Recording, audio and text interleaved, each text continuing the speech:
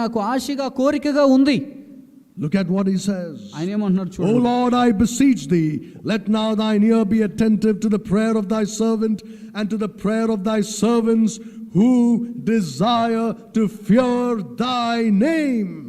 And prosper, I pray thee, thy servant this day, and grant him mercy in the sight of this man, for I was the king's cupbearer. ఓ ప్రభువా, నిన్ను బ్రతిమాలుకొనుచున్నాను. ఏమంటే నీ నామమునకు భయభక్తులతో ఎంచుకునేందుకు కోరుతున్న నీ సేవకుల మొరకు చెవియొగ్గుము. He says his desire is to fear God. అతను చెప్తూ ఉన్నాడు, అతని కోరిక ఆశ ఏమిటంటే దేవునికి భయపడాలి అని. Well, he is coming there to bring his supplication on behalf of Jerusalem, of course, not for himself. వ్యక్తిగతంగా తన కొరకు కాదు, యెరూషలేము గురించి ప్రార్థన చేస్తూ కొన్ని విన్నపాలు దేవుని దగ్గరికి తీసుకొని వెళ్తూ ఉన్నాడు. But he says, my desire is to fear thy name. దేవా, నీ నామమునకు